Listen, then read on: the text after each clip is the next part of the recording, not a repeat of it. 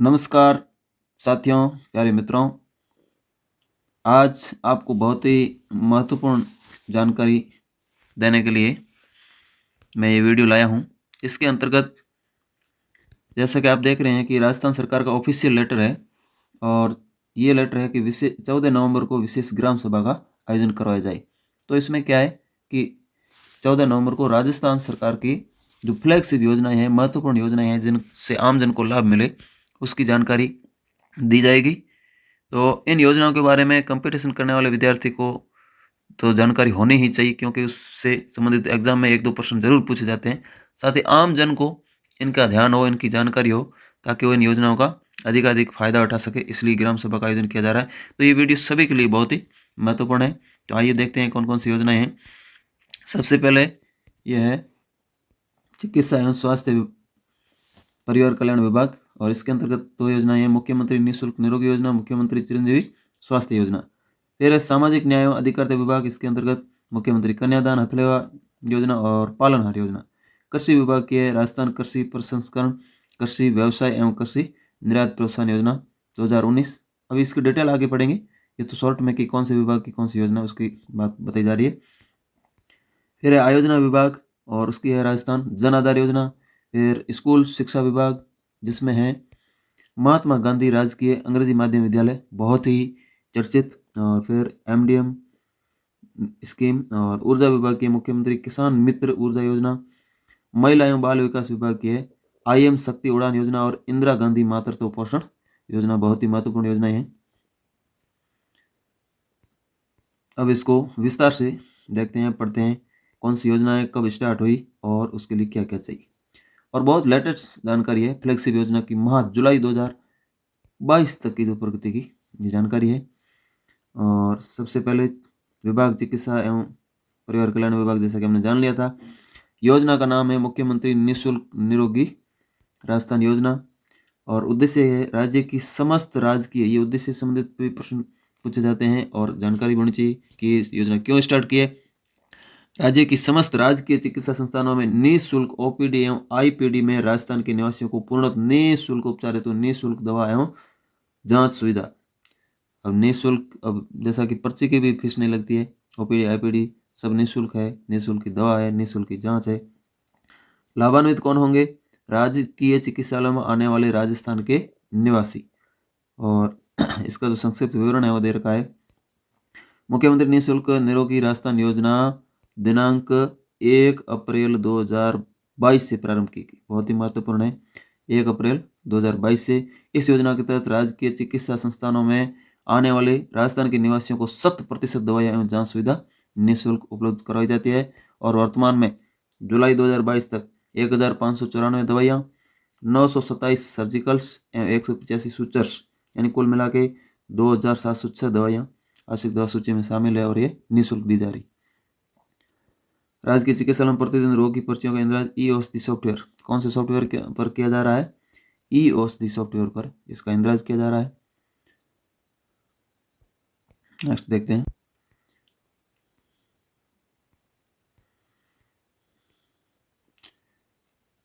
अगली योजना है जिसका नाम है मुख्यमंत्री चिरंजीवी स्वास्थ्य बीमा योजना।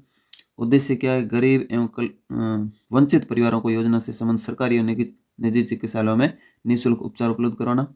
इसमें लाभान्वित वर्ग कौन से है, तो ये तो जानना बहुत जरूरी है। एक तो राज्य के राष्ट्रीय खाद्य सुरक्षा अधिनियम नप्सा में चयनित परिवार जिनको निःशुल्क राशन सामग्री मिल रही है।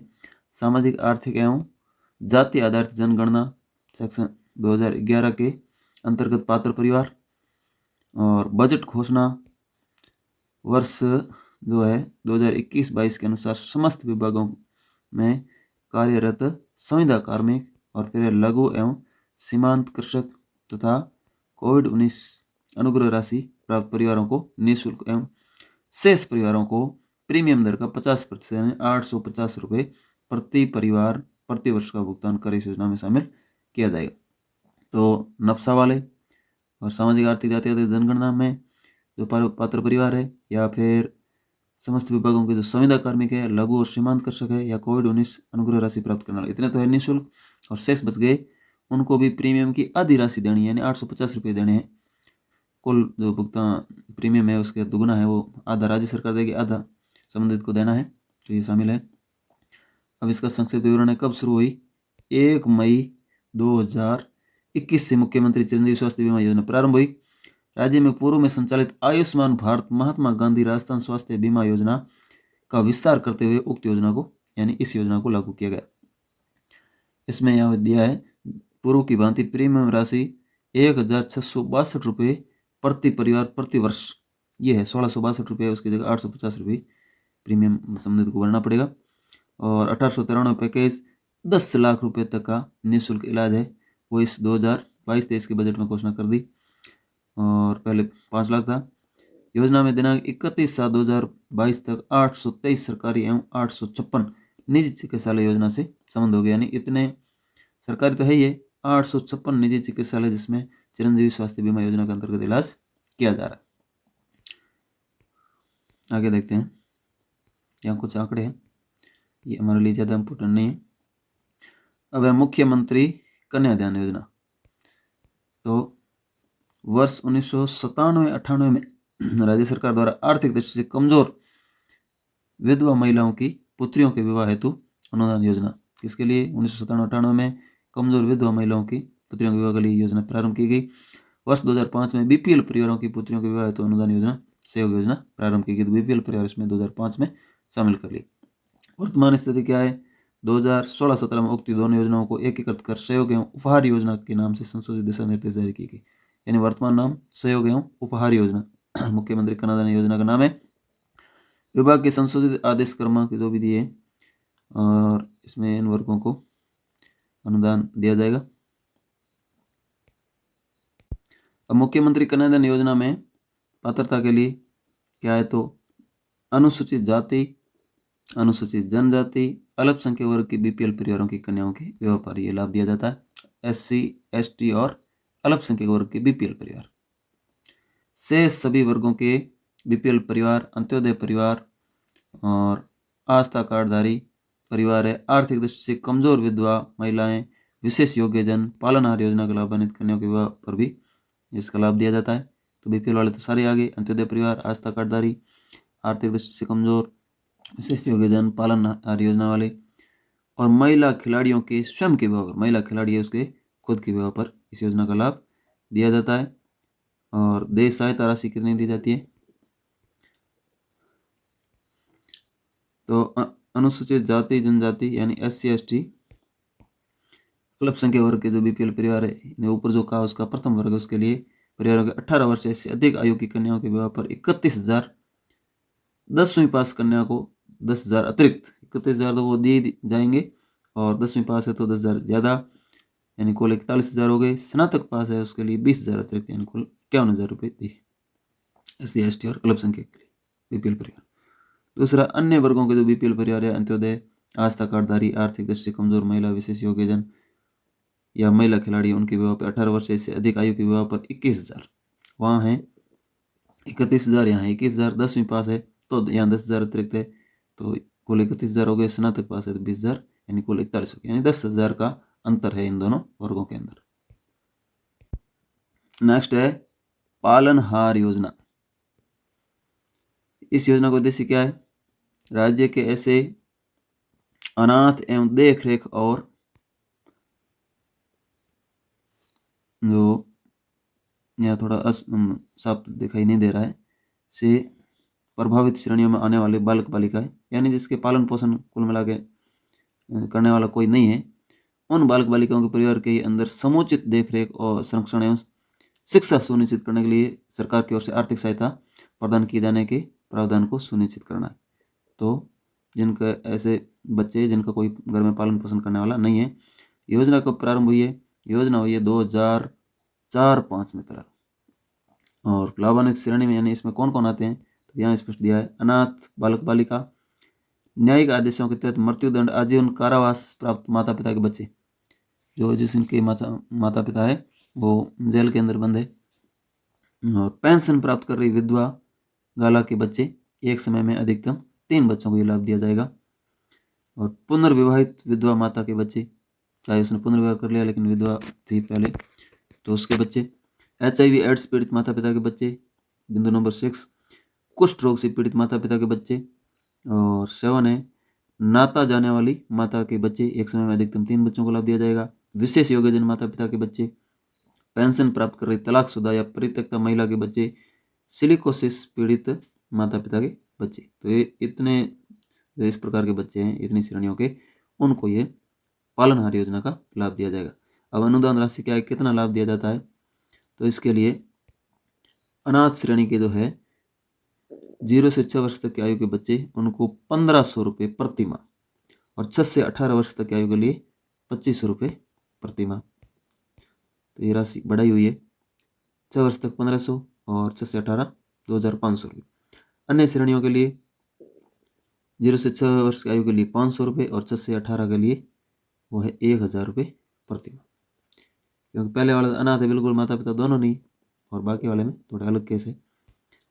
पुस्तकें, स्टेशनरी, वस्त्र, स्वेटर, जूते आदि के लिए 2000 रुपये वार्षिक अतिरिक्त एक मुश्त दे।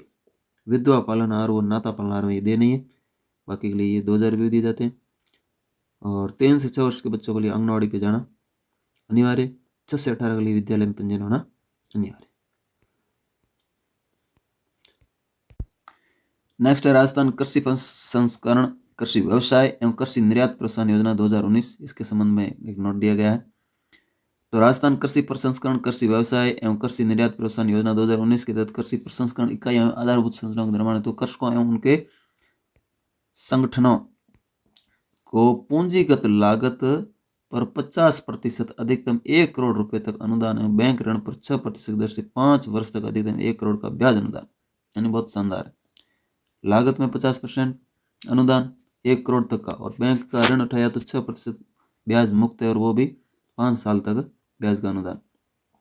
अन्य पात्र उद्यमियों को पूंजीगत लागत पर 25% अधिकतम 50 लाख रुपए अनुदान और बैंक ऋण पर 5% की दर से 5 वर्ष अधिकतम 50 लाख तक का अनुदान देगा।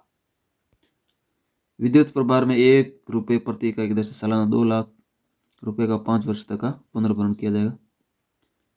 और कृषि उद्योगों पर सौर ऊर्जा संयंत्र लगाने पर लागत का 30% अधिकतम 10 लाख रुपए का अतिरिक्त अनुदान है वो सौर ऊर्जा संयंत्र लगाने पर। राज्य में उत्पादित कृषि जिंसों के निर्यात पर सालाना 10-15 लाख रुपए का वर्ष 3 वर्ष तक का परिवहन अनुदान। जैविक रूप से राज्य में उत्पादित कृषि जिंसों के निर्यात पर सालाना 20 लाख रुपए तक का अनुदान।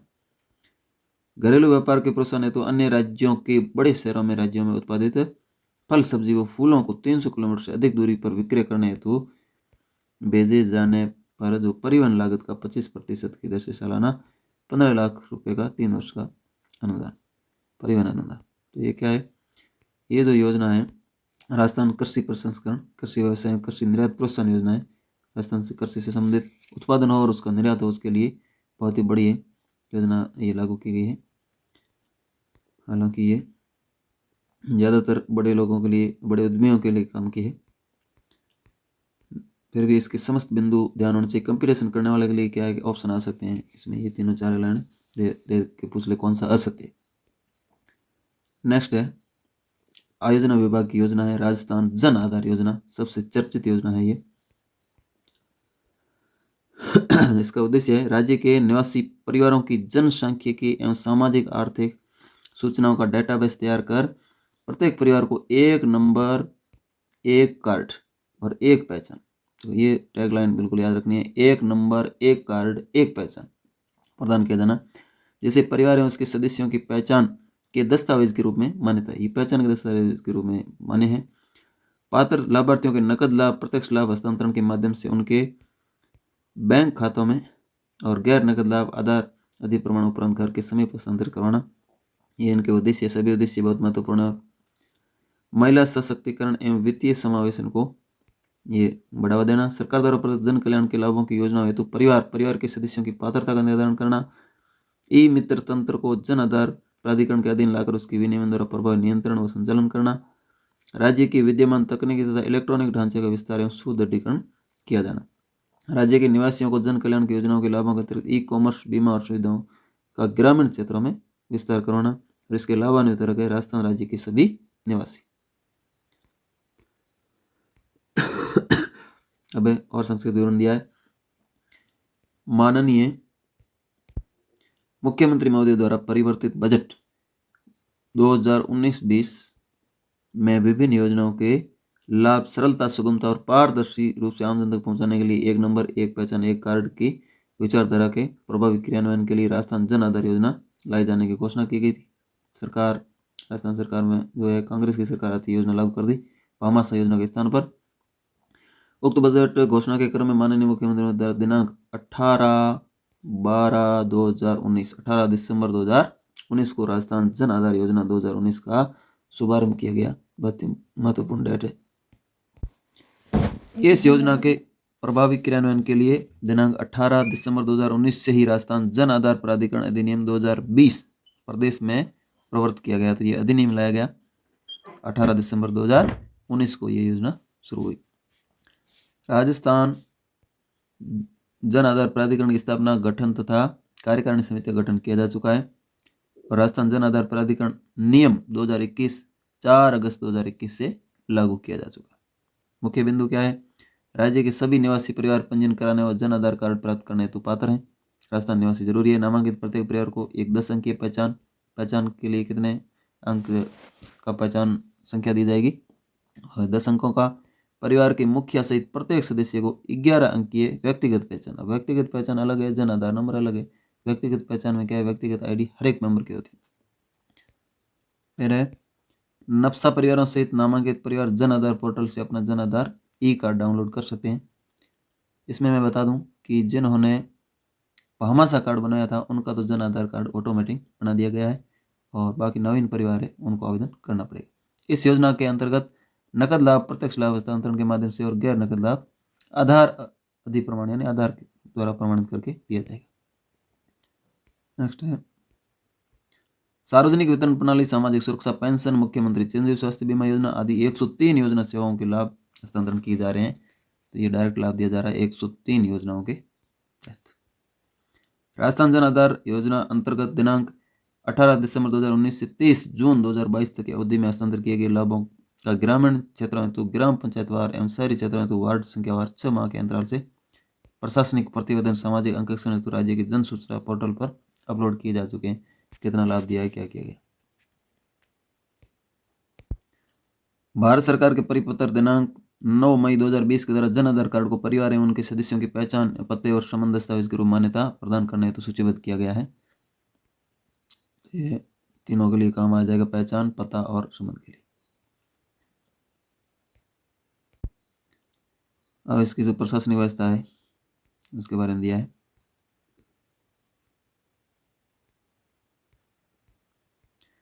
नेक्स्ट महत्वपूर्ण योजना महात्मा गांधी राजकीय अंग्रेजी माध्यम विद्यालय फ्लैगशिप योजना। देश के सबसे बड़े राज्य राजस्थान के शिक्षा क्षेत्र में प्रगति के लिए निरंतर प्रयास किए जा रहे हैं, लेकिन अभी भी और अधिक प्रयास किए जाने की आवश्यकता महसूस की जा रही है। वर्तमान समय वैश्वीकरण का है और शिक्षा के जो सतत विकास के वैश्विक लक्ष्यों के साथ संरक्षण करने के लिए वैश्विक शिक्षा के एजेंडा की जो प्राप्ति के लिए सरकार प्रयास कर रही है, उसी के तहत अंग्रेजी का ज्ञान आज बहुत ही जरूरी है और इसलिए सरकार ने ये योजना शुरू की है। सत्र 2019-20 में राज्य में राष्ट्रपिता महात्मा गांधी की 150वीं जयंती के अवसर पर महात्मा गांधी राजकीय विद्यालय कक्षा 1 से 12वीं तक दिनांक 14 जून 2019 को स्थापित करने का निर्णय किया। तो ये बहुत ही महत्वपूर्ण है। सत्र है वो 2019-20 महात्मा गांधी की 150वीं जयंती और कक्षा 1 से 12वीं तक के लिए 14 जून 2019 को स्थापित करने का ये निर्णय लिया गया है। राजकीय विद्यालय में अध्ययनरत विद्यार्थी भी वैश्विक स्तर पर प्रतिस्पर्धा कर सके, इसके लिए सरकार ने महत्वपूर्ण निर्णय लिया। तो पहले ये जिला स्तर पर स्थापित किए, फिर ब्लॉक स्तर पे और अब गांव-गांव में, कस्बों में उत्कृष्ट केंद्र के रूप में ये विकसित किए जा रहे हैं। इन योजना को धारणीय प्रभावी बनाने तो आगामी 5 वर्षों के लिए एक दृष्टिपत्र विजन 2028 तैयार किया है, जो दिनांक 6/6/2022 को राज्य स्तरीय कार्यशाला आयोजित कर दृष्टिपत्र तैयार किया गया था। दृष्टिपत्र विजन 2028 के आधार पर चरणबद्ध एवं समयबद्ध निर्दिष्ट कार्य करवाए जाएंगे। अब आज तक की इसकी क्या प्रोग्रेस है? तो राष्ट्रपिता महात्मा गांधी की 150वीं जयंती पर राज्य में 33 जिला मुख्यालयों पर दिनांक 14 जून 2019 को महात्मा गांधी राजकीय विद्यालयों की स्थापना की गई। इन विद्यालयों के स्थापना के प्रथम वर्ष में कक्षा 1 से 8वीं तक की कक्षाएं ये अंग्रेजी माध्यम से प्रारंभ की गई और धीरे धीरे उत्तरोत्तर अगले वर्ष 9वीं, फिर 10वीं, फिर 11वीं, फिर 12वीं ऐसे संचालित किया गया। इन विद्यालयों में कक्षा 1 से 5 तक 30 विद्यार्थी, ये सीटें फिक्स है, 1 से 5 तक 30 विद्यार्थी, और कक्षा 6 से 8 तक, जिनको पता नहीं है वो भी ये जान लें कैसे इनमें एडमिशन होता है। कक्षा 6 से 8 तक के लिए 35 सीट है और 9 से 12 में 60 विद्यार्थियों के एक सेक्शन निर्धारित है। और इसमें पहले आवेदन लिए जाते हैं लगभग जून जुलाई में, फिर जितनी सीटें उससे ज़्यादा आवेदन आ जाता है तो फिर लॉटरी के माध्यम से चयन किया जाता है। पहली क्लास में तो सभी सीटों के लिए आवेदन लिए जाते हैं और बाकी में जो खाली सीट है उन पर आवेदन लिया जाता है। अब प्रदेश के लिए निर्धारित सीटों से अधिक आवेदन प्राप्त होने पर पूर्ण पारदर्शी तरह से लॉटरी के माध्यम से प्रवेश दिया जाता है। ब्लॉक स्तर पर महात्मा गांधी विद्यालयों की संख्या है वो है 172। सत्र 2021-22 में 756 और 2022-23 में 697 राजकीय विद्यालयों को रूपांतरित कर नवीन महात्मा गांधी विद्यालयों का सृजन किया गया। तो इस प्रकार से वर्तमान में कुल महात्मा गांधी अंग्रेजी विद्यालय वो है 1658। ये फिगर बहुत ही महत्वपूर्ण है। सत्र 2021-22 में 33 जिला मुख्यालयों पर महात्मा गांधी विद्यालयों में, ये भी बहुत महत्वपूर्ण है कि पूर्व प्राथमिक कक्षाओं का संचालन वो स्टार्ट कर दिया। LKG UKG जिसको हम बोलते हैं वो 2021-22 के सत्र से 33 जिला मुख्यालयों पर और 22-23 से ब्लॉक मुख्यालयों पर भी LKG UKG कक्षाएं शुरू कर दी गई है। और उनके लिए जो ये नर्सरी टीचर थे NTT उनका समायोजन किया जा रहा है। इसके अलावा लेवल 1 के टीचरों का इंटरव्यू लिया जा रहा है। और अंग्रेजी माध्यम विद्यालयों के लिए 10,000 पोस्टों को सरकार है वो एक प्रकार से संविदा पर भरने की तैयारी कर रही है। इसमें जो योग्यता है वो इंग्लिश मीडियम में पढ़ा हुआ विद्यार्थी है या मतलब अभ्यर्थी है, उसको उसकी योग्यता रखी गई है। बजट घोषणा के अनुसार 1000 शहरी, 1000 ग्रामीण क्षेत्र, फिर 5000 से अधिक आबादी वाले 1200 गाँव दिए, तो आबादी वगैरह चेंज कर दी गई है। 10,000 ये आ गया। अंग्रेजी माध्यम के 10,000 शिक्षकों की संविदा भर्ती की जा रही है। अंग्रेजी माध्यम विद्यालयों में विद्या संबल योजना के तहत रिक्त पदों की पूर्ति भी की जा रही है। अब इसमें पाठ्य पुस्तकें हैं वो निःशुल्क है जैसा कि अन्य विद्यालयों में, बाकी कोई इतना खास महत्वपूर्ण नहीं है। अब है राजस्थान सरकार की अन्य योजना, इसके अंदर है मिड डे मील योजना। वैसे तो ये भारत सरकार की योजना है और इस योजना का नाम है वो अब PM पोषण योजना कर दिया गया है। गत साल अक्टूबर में इसका नाम PM पोषण योजना किया गया था। और उसका ये विभाग का जो संगठनात्मक ढांचा है जिसमें आयुक्त होता है, फिर अतिरिक्त आयुक्त वित्त होता है, फिर उपायुक्त प्रशासन और उपायुक्त एक और है, फिर स्वीकृत कार्य तथा रिक्त पदों का विवरण। तो ये हमें कोई खास महत्वपूर्ण नहीं। राज्य के किसको लाभ दिया जा रहा है? राज्य के समस्त राजकीय विद्यालय मदरसों में कक्षा 1 से 8 तक अध्ययनरत विद्यार्थियों को MDM योजना के अंतर्गत लाभ दिया जा रहा है। कक्षा 1 से 5 तक के जो विद्यार्थी है उनके लिए तो 100 ग्राम खाद्यान्न और 6 से 8 तक के विद्यार्थियों के लिए 150 ग्राम खाद्यान्न प्रति छात्र के और प्रति दिवस के हिसाब से उपलब्ध कराया जा रहा है। इसमें जो भारत सरकार और राज्य सरकार का जो वित्तीय अनुपात है जो लागत का वो है 60:40। ये महत्वपूर्ण है।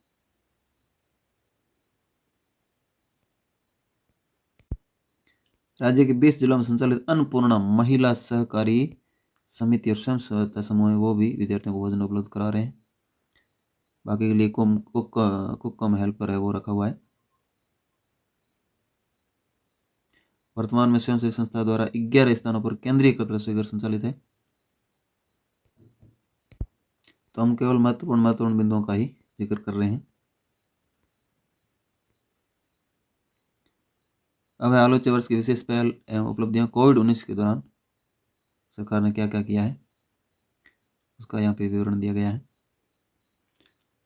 क्योंकि कोविड के दौरान विद्यालय बंद थे, पका हुआ भोजन उपलब्ध नहीं हो रहा, तो सरकार ने बच्चों के लिए घर ले जाने थे गेहूँ, चावल, दाल, तेल, मसाले दिए थे। सबको पता है जिनके बच्चे विद्यालय में पढ़ रहे हैं।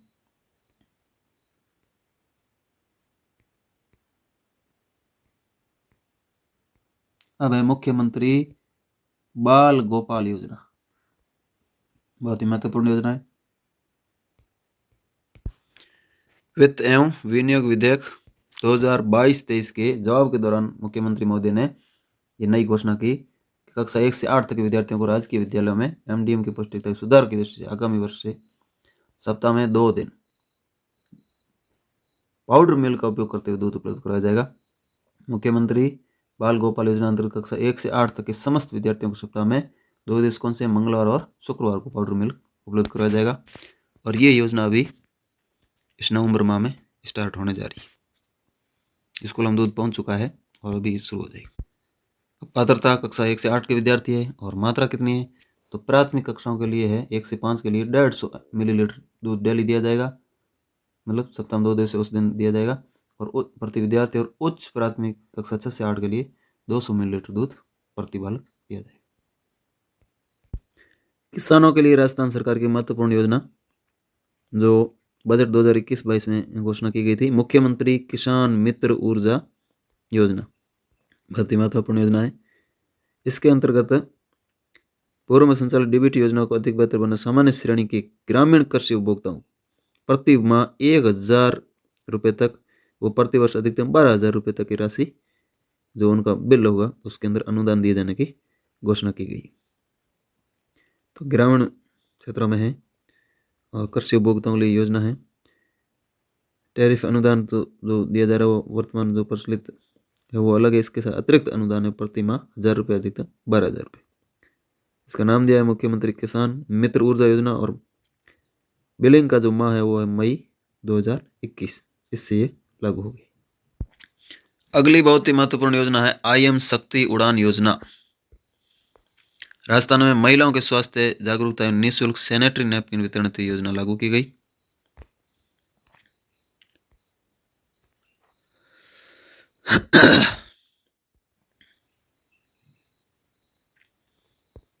वर्ष 2021-22 का जो IM जो बजट था उसमें IM शक्ति योजना ये लागू की गई। और उपलब्धि क्या योजना के प्रथम चरण का शुभारंभ है 19 दिसंबर 2021। ये महत्वपूर्ण है। सरकार के 3 वर्ष पूर्ण होने के उपलक्ष्य में आयोजित समारोह में इसकी घोषणा का मतलब शुभारंभ किया गया इस योजना का। पहले चरण में राज्य के लगभग 34,000 राजकीय विद्यालय में अध्ययनरत 27 लाख छात्राओं के लिए और 14 सदस्य आंगनबाड़ी केंद्रों पर प्रति आंगनबाड़ी केंद्र 200 लाभार्थी तो लगभग 3 लाख किशोरियों को लाभान्वित किया गया और महिलाएं लगभग 30 लाख। द्वितीय चरण के अंदर आंगनबाड़ी के अंदर राजकीय विद्यालय महाविद्यालय जनजातीय क्षेत्रीय आवासीय सामाजिक जो भी मतलब विद्यालय महाविद्यालय थे उनके अंदर छात्राओं को निःशुल्क सैनिटरी नैपकिन उपलब्ध कराए जाएंगे। और यहाँ जो टारगेट है वो 1,45,00,000 किशोरी महिलाओं को लाभान्वित करने का है। इसके अंतर्गत द्वितीय चरण की आपूर्ति है वो 96,645 केंद्रों पर सरकार ने शुरू कर दी है। तो किशोरियों और महिलाओं के लिए निःशुल्क सैनिटरी नैपकिन वितरण की योजना है IM शक्ति योजना। और अगली महत्वपूर्ण योजना है इंदिरा गांधी मातृत्व पोषण योजना। तो राजस्थान सरकार ने गर्भवती महिलाओं नई माताओं और उनके शिशुओं के पोषण और स्वास्थ्य में सुधार लाने के लिए इंदिरा गांधी मातृत्व पोषण योजना की शुरुआत की है। तो बहुत ही महत्वपूर्ण योजना। इस योजना के अंतर्गत जन्म के समय कम वजन और बच्चों में अत्यधिक दुबलापन कम करने के लिए दूसरी बार गर्भवती और धात्री महिलाओं को 6,000 रुपये की वित्तीय सहायता मिलेगी। देखो प्रथम प्रसव के समय मुख्यमंत्री राजश्री योजना चल रही है जिसमें लगभग 50,000 रुपये का लाभ दिया जाता है। और इसके अलावा प्रथम प्रसव के समय प्रधानमंत्री मातृत्व योजना संचालित की जा रही है जिसके अंतर्गत 5,000 रुपये का लाभ दिया जाता है।